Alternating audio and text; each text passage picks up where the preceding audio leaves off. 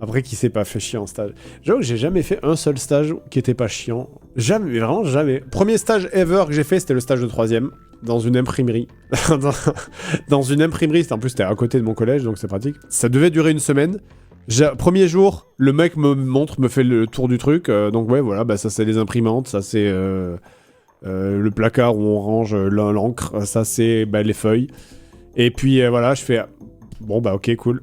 Et genre à la mi-journée du premier jour, je fais bon bah je peux rentrer chez moi. Enfin oui. Parce que j'allais pas venir une semaine pour rien faire quoi en fait quoi. C'est nul quoi, c'est vraiment stage, c'est vraiment nul que les stages de 3ème. Un stage de travail à la chaîne en infographie, sortir un truc toutes les 15 minutes, bah c'est chiant, ouais je comprends. Je comprends. Mais même nous on a une stagiaire et c'est vrai que je me dis putain, elle doit se faire chier la pauvre aussi quoi. En plus c'est horrible parce que c'est vraiment le truc que j'avais dit que je voulais pas faire et que malheureusement on fait, c'est que je lui fais faire très souvent des trucs qui sont pas en rapport avec son stage quoi.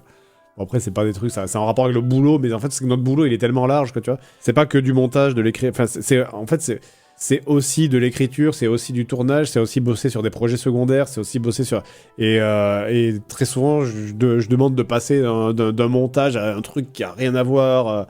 Non, c'est pas rangé carton, je fais pas de tâches ingrates non plus. Mais genre, je sais par exemple, on est en train de bosser sur du JDR et elle va bosser...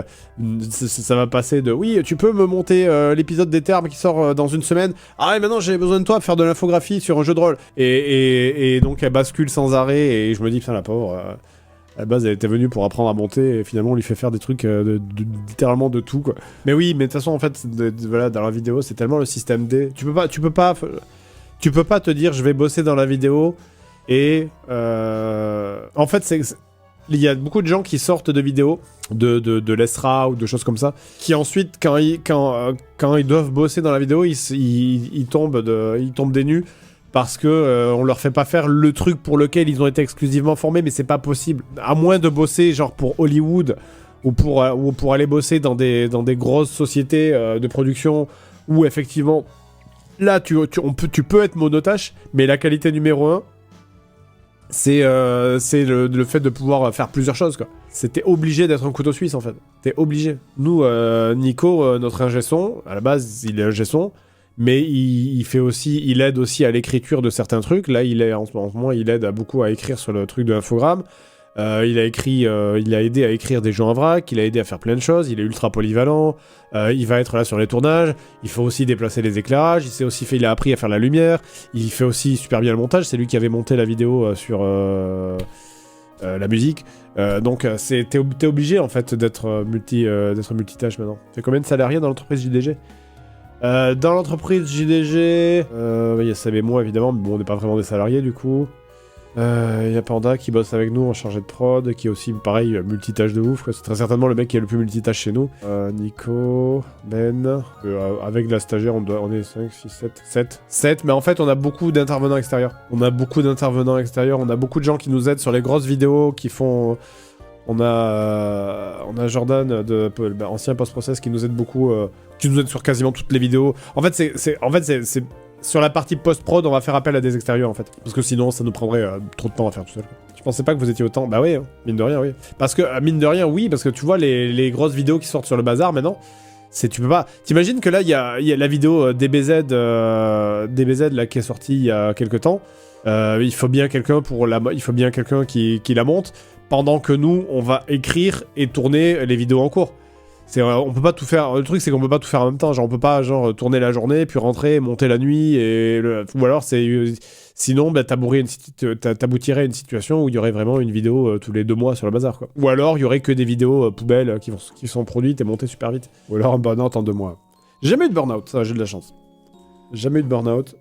Non, moi, je suis dans un burn-out soft, tu vois. Constant, mais soft. Pas le... C'est plus une espèce de...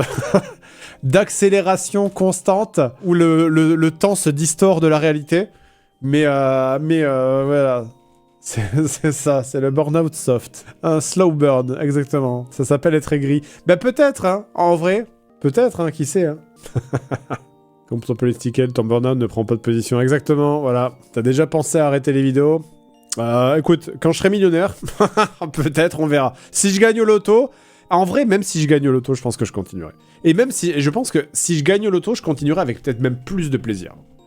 Parce que c'est vraiment le truc de... Moi, mon objectif, ça a toujours été... de me sécuriser. C'est de me dire, vas-y, je prends de l'argent, je fais des OP autant que je peux, tant que ça marche. Je prends de l'argent, j'investis pour me sécuriser. Et le jour où je peux me dire, ok, là, si je veux maintenant, je peux arrêter. Ben là, je continue et je me dis, putain, c'est cool. C'est cool parce que je peux juste continuer et faire en mode, voilà... Je peux arrêter à tout moment et me dire, même si j'arrête, c'est pas grave, tu vois. T'as plus de pression de savoir si ça va marcher. Ouais, je crois que c'est ça, beaucoup. C'est le truc de... Le truc de se dire, je peux oser, en fait. Tu vois, de se dire, ah bah vas-y, on va faire un épisode comédie musicale. Ah ouais, ça va prendre 4 mois à faire. Bah allez, ça prend 4 mois, on s'en va les couilles. Tu vois, de se dire... Et de plus avoir la pression de ah vas-y on faut sortir des vidéos même si on l'a beaucoup moins qu'avant. Depuis qu'il y a les OP, ça a vraiment beaucoup changé parce que avant que les OP arrivent, avant qu'on se lâche complètement et qu'on se mette plus aucune barrière sur les OP, il y avait quand même cette pression de se dire ouais, en général, tu vois, quand la vidéo elle mettait plus d'un mois et demi, moi quand je commençais à être là, bon allez, on la sort. Ouais, mais c'est pas fini, ça serait mieux. Non, allez, on la sort. Tu vois, et il y avait quand même cette pression. Là, maintenant qu'il y a les OP, la vidéo, quand elle sort, c'est qu'elle est aboutie.